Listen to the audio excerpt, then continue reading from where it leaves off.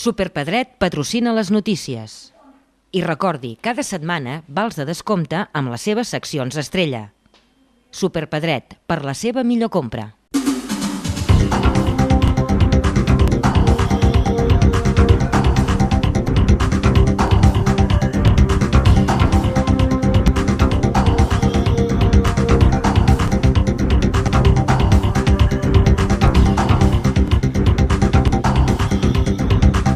El guia de muntanya i educador ambiental berguedà, Jordi Pau Caballero, inicia la setmana entrant una aventura personal amb la doble finalitat de posar a prova la seva capacitat física i difondre el missatge de la nova cultura de l'aigua. Caballero recorrerà els 1.389 quilòmetres que separen Empúries de Finisterre, utilitzant la tècnica de la marxa nòrdica que fan servir els esquiadors finlandesos per entrenar-se durant els mesos d'estiu. És una aventura de 2 mesos a peu, per recórrer 1.400 quilòmetres aproximadament.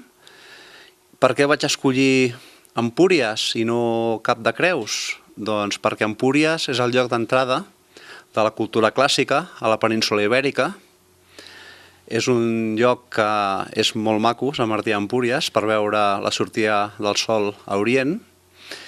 I el fet d'arribar a l'altre extrem del món, a Fisterra, i no quedar-me només a Santiago de Compostela, és una mica per veure la posta de sol en el país celta i nosaltres, en definitiva, som cultura mediterrània i cultura cèltica, no? Durant els 74 dies que preveu que s'allargui la travessa, aquest guia i educador preveu fer xerrades als diferents municipis per on passi i al mateix temps donar a conèixer el Manifest de l'Aigua, que compta amb el suport d'institucions i entitats berguedanes. L'Ajuntament d'Olvan i la Unió de Botiguers i Comerciants de Cal Rosal han engegat 2 campanyes amb l'objectiu de potenciar el comerç de proximitat i fidelitzar els clients. Cal Rosal, obert tot l'any, i estimat client són els eslògans de les iniciatives comercials que neixen amb la voluntat de difondre l'oferta del municipi, des de que la carretera C16 ja no passa per l'interior de la colònia tèxtil. En una de les campanyes, la Unió de Botiguers i Comerciants sortejarà un lot de productes valorat en 300 euros. L'entitat segueix apostant per oferir als visitants productes de casa i de qualitat. Ha remarcat Maria Grandia en representació dels botiguers. No sé, mira, jo penso que sí, que té d'anar bé. A més, jo faig les coses d'una manera que si tothom ho fes així, amb aquesta fe i estimant els clients i no sé, jo ho sento amb l'ànima fer això. M'entens? Jo penso que això doncs té d'anar bé, perquè és una ajuda més per poder tirar endavant i per... Ja que ho tinc ben clar, que vull dir, si cadascú hi posa de la seva part, penso doncs, que és molt maco. Jo ho sento amb l'ànima, estimo molt els clients, perquè sempre ho dic, ells ho noten i vull dir, jo estic molt contenta. I sempre que faran una cosa, jo estic contenta de participar-hi, de ser-hi i, bueno, fins a aquests moments, doncs fa 40 anys que estic fent la mateixa feina i encara no n'estic cansada.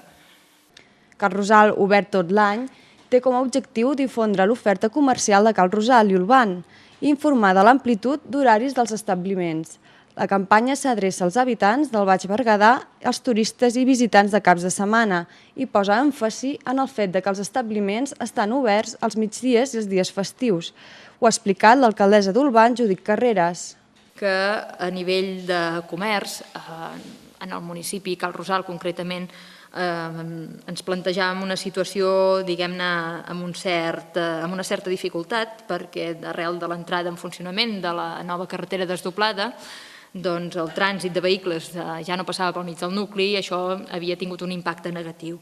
I us dèiem que nosaltres volíem treballar en una línia positiva per tal d'impulsar aquest comerç i de posar en valor aquest comerç que hi ha a Cal Rosal, que dona un servei que tant als visitants de passa volada, als visitants de la comarca, com també als propis berguedans i berguedanes.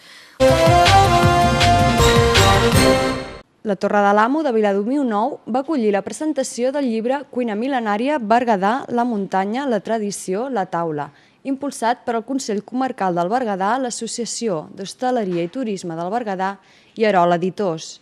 El llibre, que es publicarà en 4 idiomes, compta amb les imatges de Rafael López Moner, les fotografies dels plats de Xavier Mendiola, els textos d'Enric Alfonso i el pròleg del llibre ha anat a càrrec de l'antropòleg gironellenc Pec Bernades. Una cuina mil·lenària que de fet realment al Berguedà, quan tu vigiles, jo no sé si és mil·lenària però gairebé centenària sí, perquè moltes de les receptes que hi ha en aquest llibre la veritat és que jo ja les recordo a casa des de molt petita. La meva iaia, per exemple, les feia exquisites i segurament tots els restauradors que han participat aquí també ho hauran fet igual de bé. Jo li he donat una ullada, l'he vist ara mateix perquè no l'havia vist abans, suposo que com molts de vosaltres, i realment és excepcional la fotografia que hi ha, tant la que fa a paratges, de fet és un recorregut per la nostra comarca, no només culinari sinó també paisatgístic. Crec que realment les fotografies són d'un valor immillorable, però també les de cuina, vol dir que realment és un llibre fantàstic. Del llibre se n'ha fet un tiratge de 2.500 exemplars i es podrà comprar per 30 euros. El pressupost de l'obra és de 60.000 euros en total.